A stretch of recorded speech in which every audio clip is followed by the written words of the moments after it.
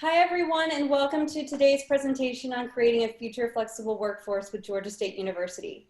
I'm Erin from Stepping Blocks, and on behalf of our entire team, thank you so much for being here. Before we get started, I'd like to take a quick poll. Has the employment market shifted in 2020 for your students, new grads, and alumni? So as you respond, I'll go over a few housekeeping items. The webinar will be recorded and available on demand through a link you'll get in an email tomorrow. Also, we'd love for you to use the chat window to say hi to friends and colleagues who might be joining us on the call today. For any questions regarding the conversation with Dr. Christie, feel free to use the Q&A pane. We'll select a few to answer at the end. If you're just now joining us, take a few moments to answer the poll. We'll share results in a moment. But without further ado, I'd like to introduce Stepping Blocks founder and CEO, Carlo Martinez. Well, good morning, everyone. Thank you so much for joining us this morning. I hope that you and your families are all doing well during this really crazy times that we're going through right now. Really appreciate that time that you've taken to learn about this exciting initiative at Georgia State University, the College to Career Initiative. My name is Carlo Martinez. I'm the founder and CEO here at Stepping Blocks. Super excited to see so many universities show up here today. Initially, when we started talking about this idea, we would have been happy with 20, and we saw I think over 120 universities sign up and register. So that is super exciting to see so many universities are wanting to learn about this topic. So, so again, thank you so much for joining us. We're thrilled to have you. I know we work with a lot of you, and we're really excited to share with you today's topic, which is how to create future flexible workforce with Georgia State University. And I am honored to introduce today's panelist, the star of the show, Dr. Angela Christie. Dr. Angela Christie is the director of the Quality Enhancement Program at Georgia State University. In that role, she works with all the departments in the university. She designs the plans for QEP, participation, activities, tracking success. She has served as the assessment reporter of the department's core courses. And then she developed peer instructor courses for the College of Arts and Sciences. Dr. Christie, she has led the department into developing the college to career assignments, curricula, and all pedagogical practices in core courses and majors. So Dr. Christie, thank you so much for joining us this morning. Hi, thank you, Carlo, and hi to everyone. So great, thank you so much for being here today. So we'll start this as a conversation. Really, the agenda is I'm going to ask you some questions about the program so we can get people to learn how it started. I'll be introducing some questions. There will be Q&A polls throughout the conversation, and then we'll leave some room for some Q&A at the end, because I'm sure a lot of people will have questions about this. So we'll start from the beginning. If you remember, this really all started there. We had a conversation, you and I, after a working session on CTC, where you shared with me how this really got started.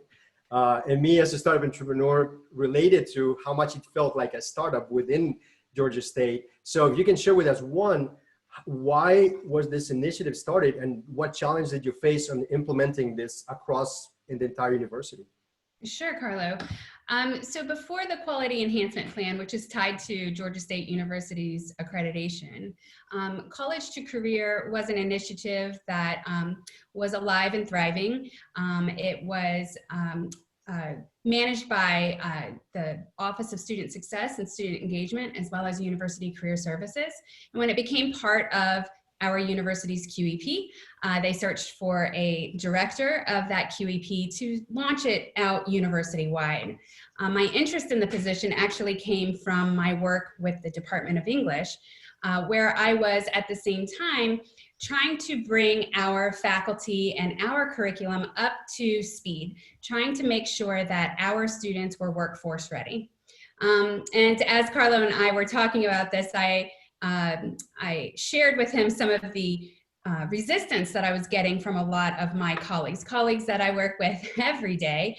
And I was really surprised, but the resistance to the college to career movement from the faculty at the time was that it was career training.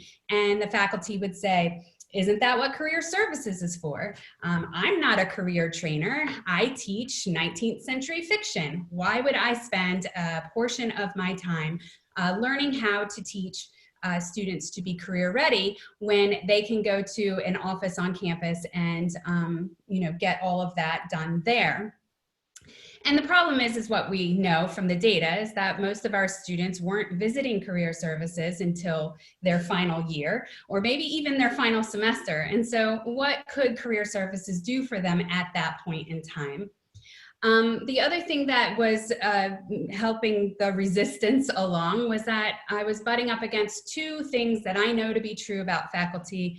And it is that faculty don't like being told what to teach or how to teach it. And they don't like to be given large mandates for assessment and reporting. And so any program that we developed that was career focused and career focused in the academic space needed to be mindful that faculty were always going to resist against a set of curricula or a set of assignments that were mandated in their class and assessment procedures that they had to do. And so the idea going forward was that we needed to create tools and modules and frameworks that allowed faculty to continue to teach using their expertise and to have them as partners in the career training goals that we had for our students. So you went through those challenges, got the initiative going, and then, Aaron, if you can launch a quick poll, because this is related to COVID-19, right? So you have this initiative going, and all of a sudden this hits, right? So COVID-19 goes in, and I'm interested in how did that disrupt or change the way you were doing things, right? You're about to launch this huge initiative, and this happened. So what changes, what challenges have you faced, or what adjustments did you have to make because of COVID-19? Yeah, our program really was a foot to the pavement kind of initiative. We were in the classrooms. We have student ambassadors who go into the classrooms. We're meeting with faculty. We're meeting with chairs of departments to really sort of kind of walk through what it is they want to do with career development in the majors. And now we're all in our living spaces, shooing our children away and trying to get our work done. And it became really difficult for us to figure out what our new plan was going to be. And one of the things we did is we started to think about how we could show we were mindful of students' anxieties over the job market. The fact that they were really questioning whether or not a degree at this time, pursuing a degree at this time was worth the effort and the money. A lot of students are coming from families who don't have a lot of money, and college is a big expense. And with COVID-19, they're experiencing financial distress. And so college might be the last thing on their mind. And so what we did was we really focused on, or we've started to focus on and double down on the messaging of skill building. The idea that you go to get a degree for many reasons. Obviously, you want a college experience, you want all of those things, but what you're doing during that time is you are building skills.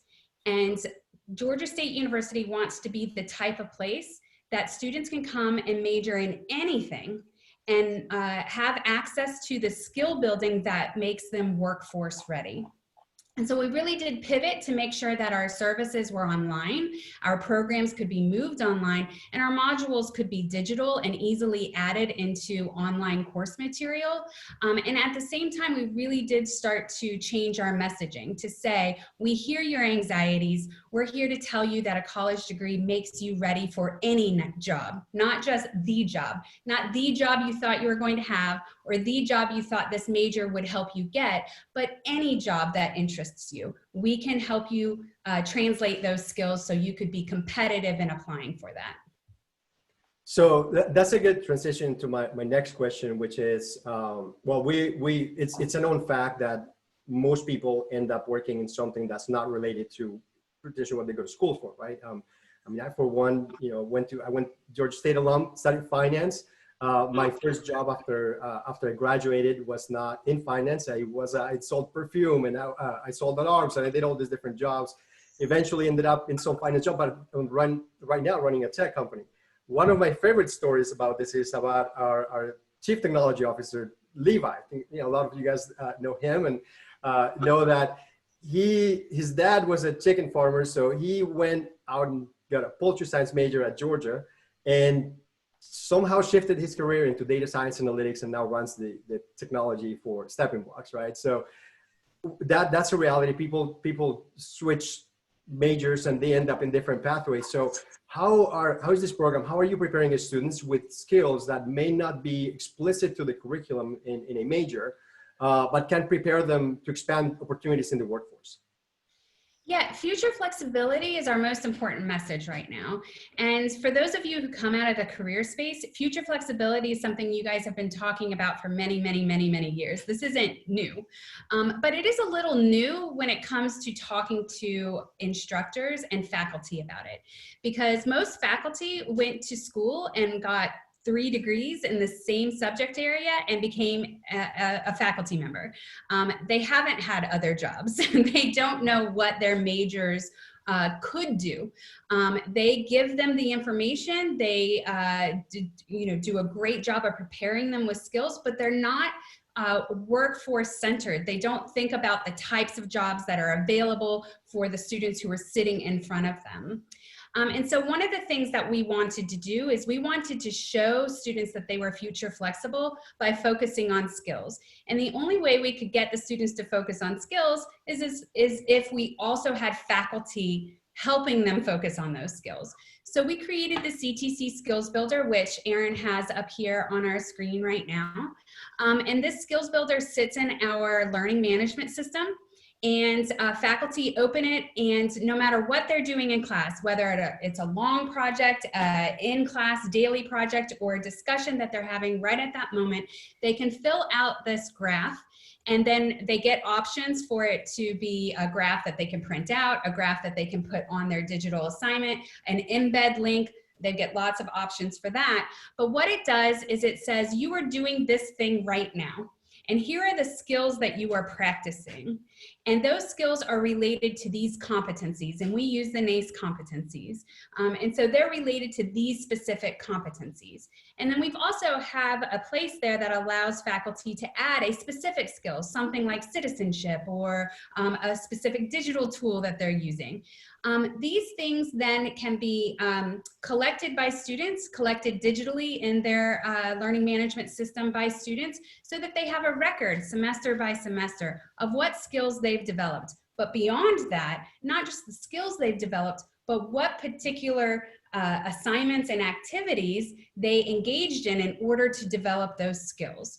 And so when they go out on the job market and someone asks them about data mining, they can say, oh, I know all about data mining. I learned about data mining in my economics class. I learned it in my public health class. I also learned it in my history and English class. And here are examples of projects that I have engaged in that show that I know what data mining is. Not just that I know it, but that I can apply it in 4 or 5 different contexts.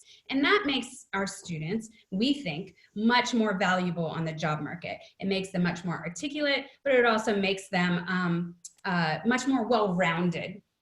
Beyond that, though, it also gives faculty a way to start talking about or showing that they have an interest in or connecting what they're doing in class to that career language that they're so resistant to. They don't have to change a thing about what they're doing in class. Not one thing. But if they just take the time to say, oh yeah, my assignment does these 5 things, voila, look at that. It is a career building. It is a skill building assignment. Then now we have a faculty member who is also a partner and an advocate for that career training.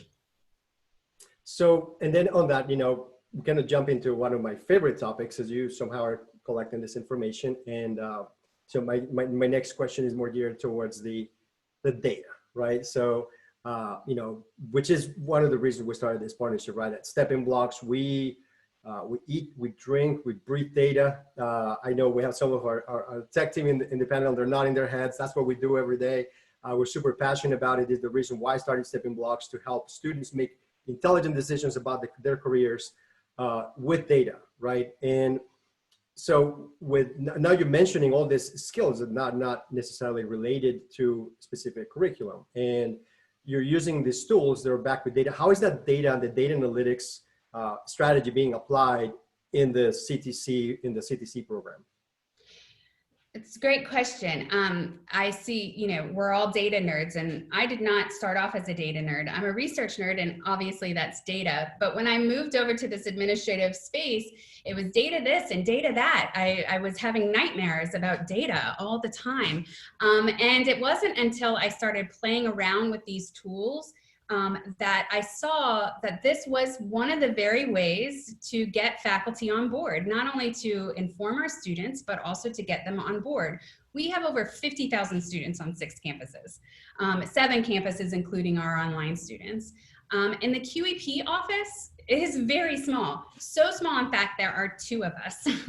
And so the idea that we would be able to get this message across and to create these tools only became tangible in using platforms like Stepping Blocks. Stepping Blocks permits us, our very small team, to think big and deliver on those big ideas. And so one of the things that we've done is we've created what's called the Career Explorer. The Career Explorer website is a website that is divided by major. So any major we have has a page. We pull Stepping Blocks data here to give majors information about the top 5 industries hiring. For this particular example you're seeing on your screen, this is political science, I believe. So this is the top 5 industries hiring political science majors. We're also able to give them the average salary, but we're able to also give them information that we felt was really important, and that is time to get that salary. Students go out and they hear lots and lots of information like, if you get a STEM degree, you are going to earn X amount of money. And it's true, you do. But the data also show that if you get a humanities degree and you stay in that job, you actually earn just as much, and in some cases outpace STEM majors the longer you have that job. And so we wanted to be sure that that average salary there, that $80,769, which I should definitely go get a political science degree apparently, that average salary had with it an average years of experience. So our students didn't think that any one job was tied to, oh, that's what I'll make when I get out with my degree. The other thing that Stepping Blocks allows us to do in this space is to pull over the skills that are attached to those jobs. So as a political science major, you learn lots and lots of things, but there are certain digital tools, there are certain aptitudes, certain certifications that go with those jobs that we want students to understand that they need to seek them out. They need to sort of kind of try and figure out how they can get experience with those skills as well so that they can be more competitive. That data also for students gives them information on career paths, which we're able to pull from Stepping Blocks, top 5 employers in the local area for that major, as well as a LinkedIn section that allows students to connect directly with recent graduates of that major and have a connection and network with their professional accounts, and to have a space to talk to someone about someone who looks like them, someone who is a recent graduate from that program, about their experience. So yeah, I mean, I think that the data itself has been able to inform not only the students, but then also the faculty. Now we can give this tool to faculty and say, when students ask you what kind of job they can get with this degree, don't say, I don't know, or anything you want, or it's up to you. You now have the information here that you can share with students, that you can talk with them about the degree and how it connects with these very viable positions that aren't necessarily connected all the time to what students think they can do with the degree. So, and then I remember you mentioned something in one of our conversations about expanding this beyond, you talked about a grant where you would actually be able to take some of this, the training on these skills that may not be directly related. Like I can be an English major, but I may need to learn Python or HTML or something that is tied somehow in a career pathway. So can you expand a little bit on that additional grant that you guys are looking for getting in creating some extracurricular courses that would be accessible to all the students? For the skill building? So what we find, and we find this through University Career Services has sent out surveys of our employers, and we've asked them, you know, regardless of degree, what skills do students need to have to even get a foot in the door. We have stepping blocks, but we also have skills information that comes out of NACE and comes out of Handshake and all sorts of other platforms as well. And what we've done is we've started to pull together a list of digital technology skills that really are a basic building block these days for those who are seeking employment directly out of school. And if our students have not had access to some of these programs, some of these data programs like Tableau or Python or GIS ARC mapping or something like that, then they're at a disadvantage. We don't want to burden students with yet another thing that they're going to have to sign up for and take a course for and pay for and all of those things, because we're here to make sure that students are workforce ready. And if that means that we need to figure out a way to get those digital technology skills embedded into the curriculum so that they can take them as they're moving through their courses, then that's what we're going to do. Again, think big, figure out how to do the best thing we possibly can and use the data to, to integrate it into our current structure. And so what we're looking at is applying for some grants that would allow us to develop a skills certification courses. They would be courses that would take between 8 and 10 hours online, but they're added to an existing course. So if my husband teaches Anglo-Saxon poetry. I know, big stuff there. And so he wants to add GIS ARC mapping to his class. But it does take quite a bit of time for him to teach the students how to use it, to troubleshoot what's going on there, to get them in the mindset of making sure that they're using the program appropriately, and then working from there to attach it to whatever assignment he's created for the course. Instead, what we could do is we could have a course that a faculty member could attach to their current existing course. It would live in the LMS. So when a student logs on to the course, this certification course is sitting right there. They take it at their leisure, though they need to finish it by the time they get to their project. And then the faculty has a project that is directly related to that certification course.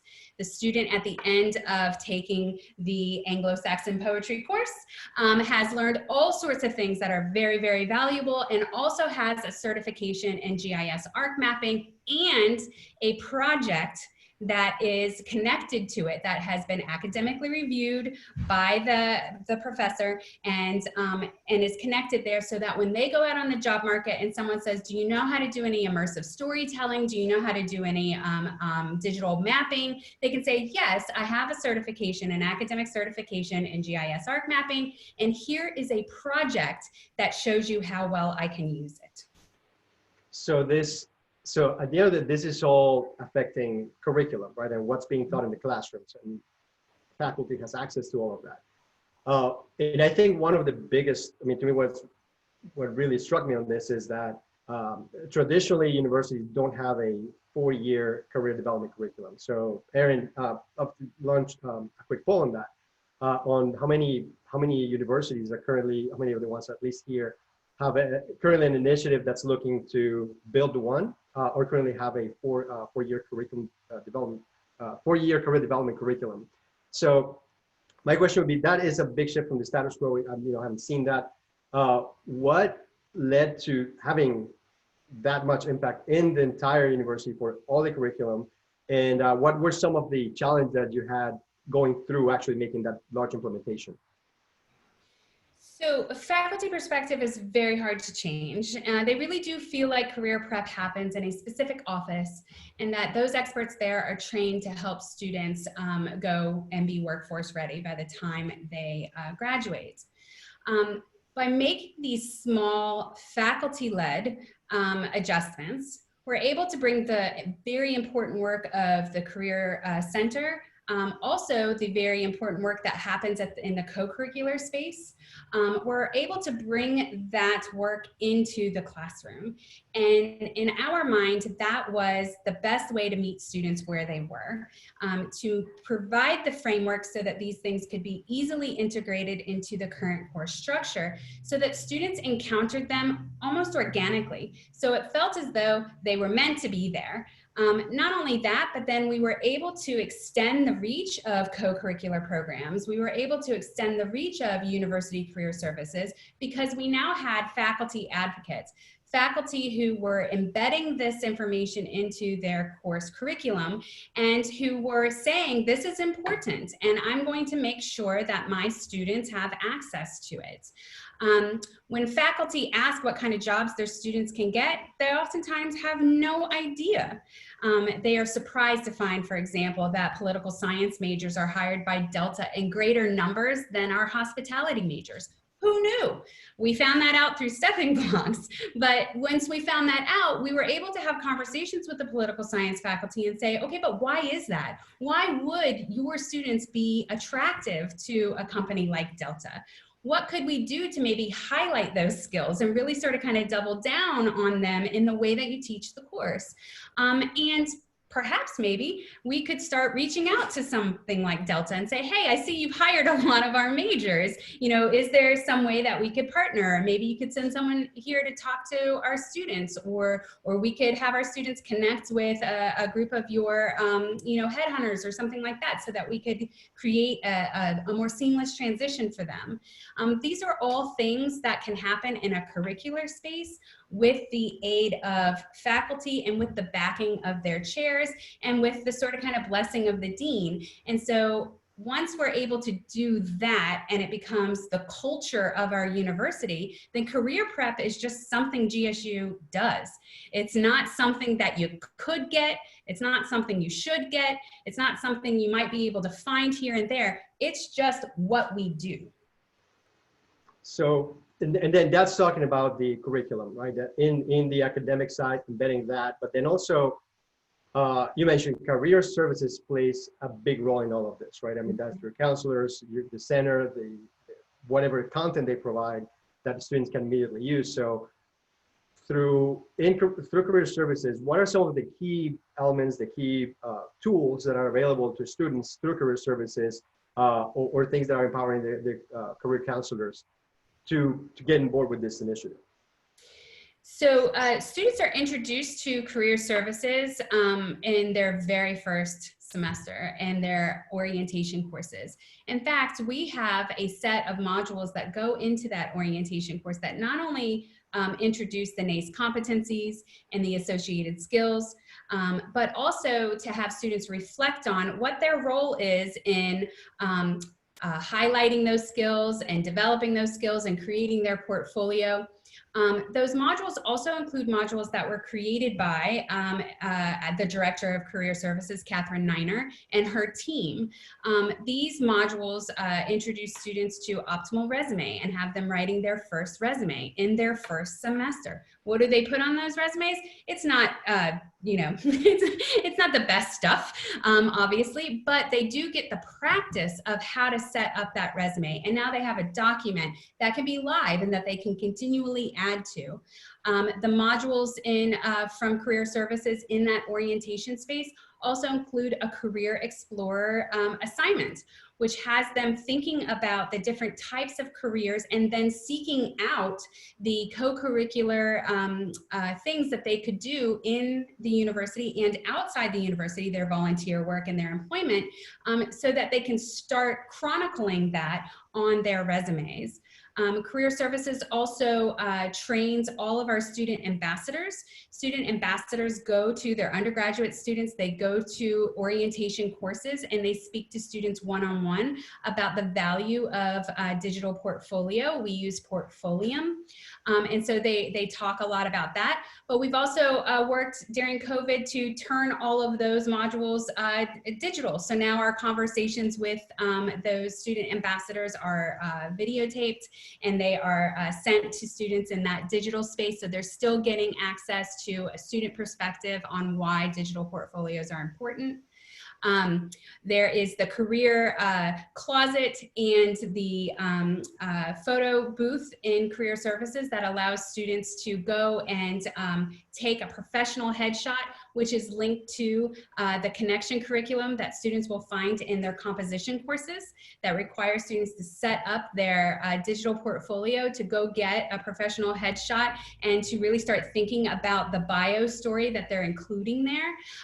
There are TED Talk-like videos from career services that talk about landing that first interview, how to ask direct questions, all sorts of things. And so career services has been pivotal to informing the type of curriculum we're developing on the academic side, because none of us faculty, including me, know nothing about the career services world. And so we really are equal partners in the development of the career curriculum so that students are getting the professionalism and the work ethic and the career management competencies, but they're getting them in that academic space as well.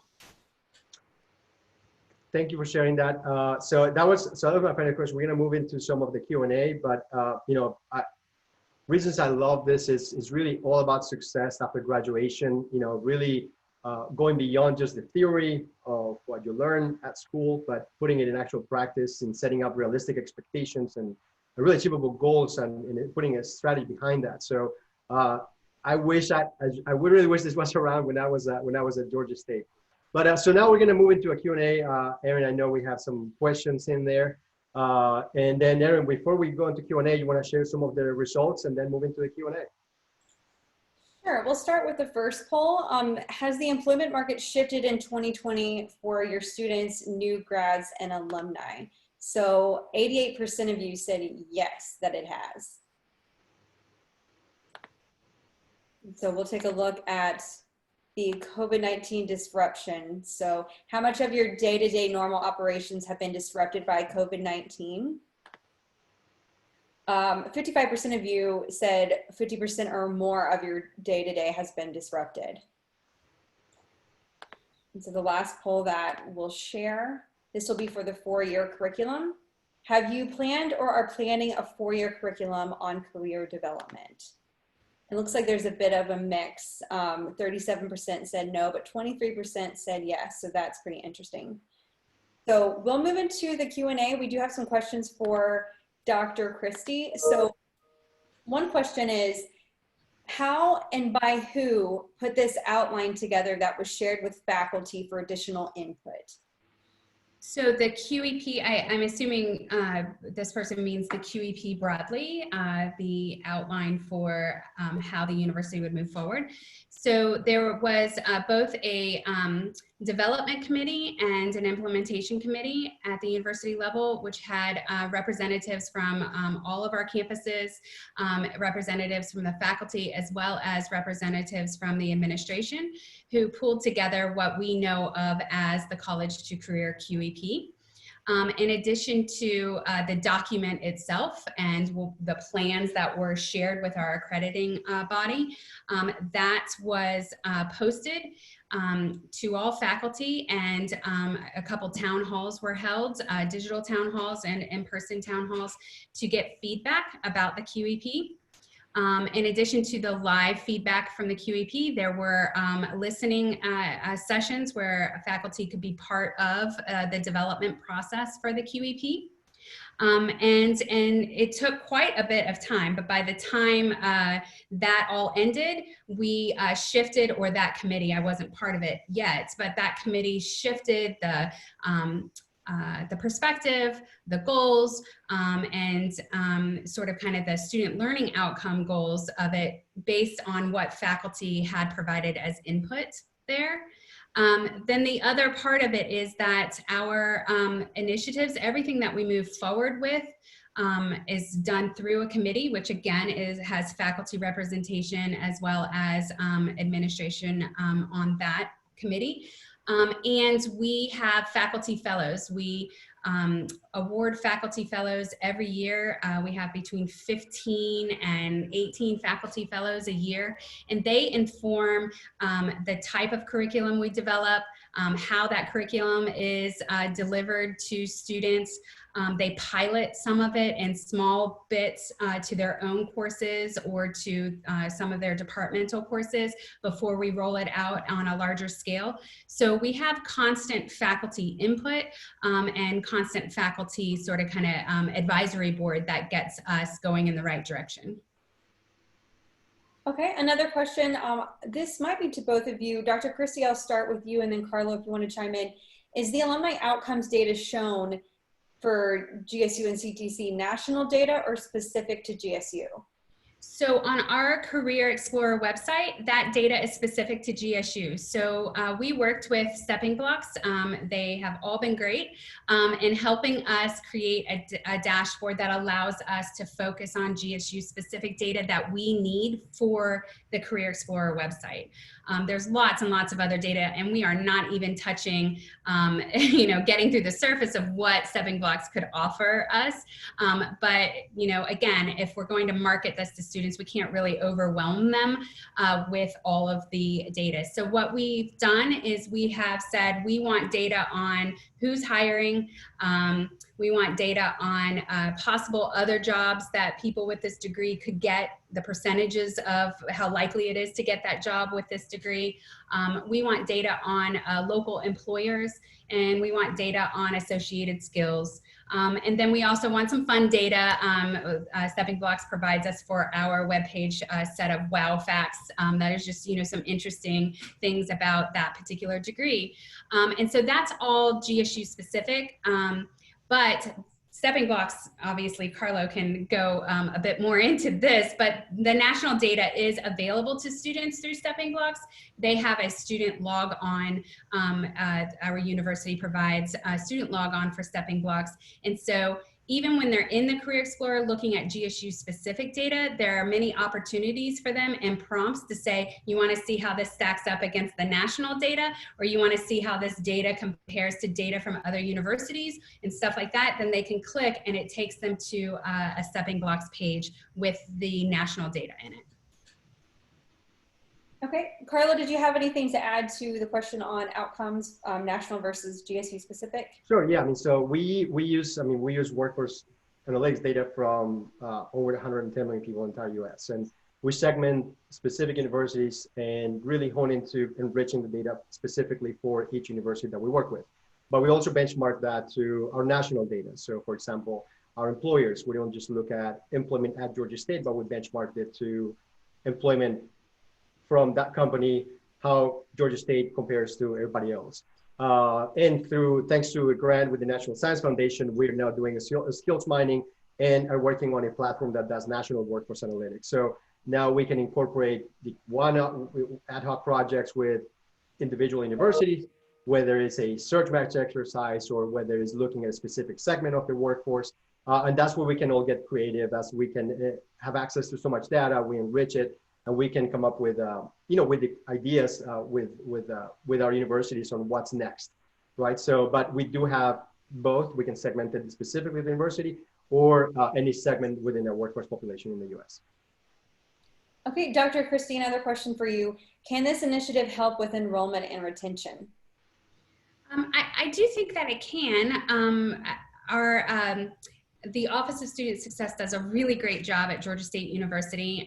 There are so many people working on retention and graduation, and we've received quite a bit of national coverage on our ability to retain students and graduate them on time and close the equity gap.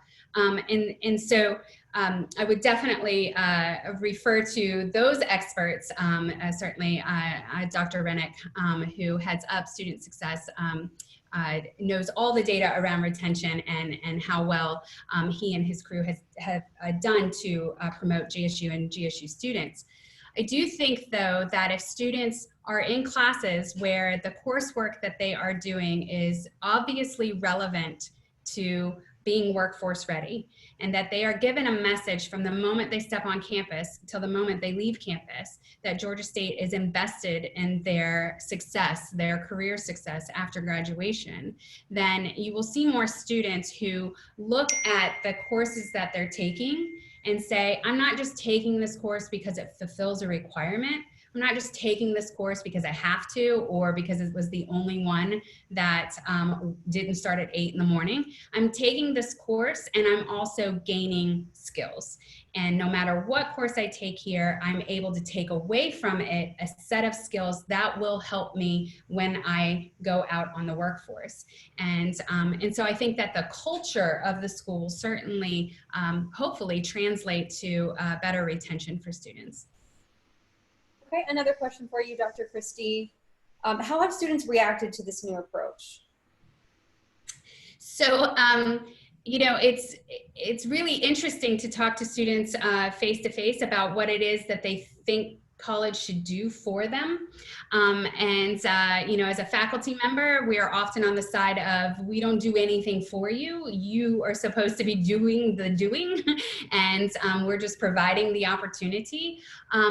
But students really have recognized that the College to Career initiatives, some of the program initiatives, the access to an online free portfolio, the access to this data really does show to them that the university is invested in their success.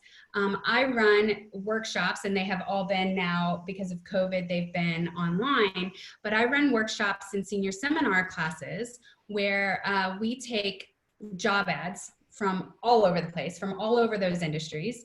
And I sit with students and I say, okay, let's look at what they're asking for. And I point out to them, no employer anymore is asking for a person with an English degree or a person with a communications degree.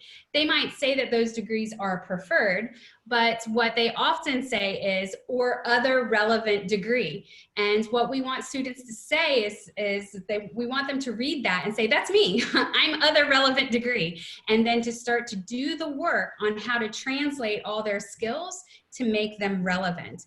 And in those workshops, students have been leaving, and I've probably done workshops now for, I would say, maybe over 200 students in the last semester. As those students leave those workshops, they say things like, oh my gosh, it never occurred to me that I could apply for a job in this industry. It never occurred to me that my skills could make me competitive for X, Y, and Z. Thank you so much. This program has really helped me open up my choices, you know, what it is that I want to do. And the idea that the message that we want to give now is that nobody anymore, I mean, there are some obviously, but nobody anymore goes and gets that job and that's the job they have until they retire. You know, it's very rare that you go to a retirement party and that person has been at the company for 50, 60 years, right? That's the thing of our parents and our grandparents' generation, not our, but theirs, but certainly ours too. But they're, you know, that's what they think of when they think of going to get a career. This is the career I'm going to have. What we want to show them is that you're going to get employed. And then when you get employed, you're going to learn a whole new set of skills. You're going to learn some interpersonal skills. You're going to learn some career professional management skills that are then going to put you in line for your next job and then your next job. And so we want to really give them that message. And a lot of students hadn't thought about it that way until we have these conversations. Erin, I think we have, let's do a couple more questions, maybe one or two more questions, because we're running, you know, kind of running borderline, and I know everybody's, you know, valuing everybody's time. So go ahead and maybe run a couple more questions. Okay, I'll just select this last one to leave us with the Q&A. Dr. Christie, do you expect more institutions to adopt a data-driven approach? Yeah, I think that if they hadn't thought about it before, they're certainly having to think about it now. I sit in a lot of our meetings for the Office of Student Success, and I'm just amazed at how Georgia State has been able to so quickly pivot to address the needs of our students. And they're not out in the streets asking students these questions. They're looking at data and they're saying, okay, we were able to collect this data on students' fears about being in the residence hall. And within a day, we were able to pivot to create a process that allowed students to move out of the residence hall and get their things later on. You know, there's all sorts of things that Georgia State has done well during this crisis, during the pandemic, that were informed solely by data. And the data then gave the team, the student success team, an opportunity to sit and weigh options and to think about how to best address the data concern, and then to create the program or the event or the process that would alleviate student concerns or even administrative concerns. And so I think that there will be a push to do more data-driven, you know, for institutions to do more data-driven programmatic things. Great. Well, thank you so much, Dr. Christie, for sharing your insights with us today. I know that initially when we first started working with Georgia State, I didn't know about CTC, and as we started working with you guys, we learned about it, and then we found ways to make that work, right, and help your initiative. And our goal is to build a community of people that will build that next generation of the workforce through data, and we're looking for ways to help. So like Georgia State, really speaking to the audience here, we'd love to learn about your projects, your ideas, and we'd love to help you execute them like we have worked with Georgia State. So once again, thank you all very much for joining us, taking the time. I know times are crazy and a lot of you guys are doing multitasking and doing a lot of things, so really appreciate that. As a thank you, we'll be in the lookout. We'll be sending you all access to our student platform. So be in the lookout for an invitation for that. Once again, thank you so much. And Erin, thank you so much for putting this, all together. Yes. You know, you all got this beautiful looking emails, and Erin is really coordinating all this stuff. So thanks, Erin. Thank you, Dr. Christie, and thanks everyone. I hope everyone has a wonderful day. Thank you. Bye.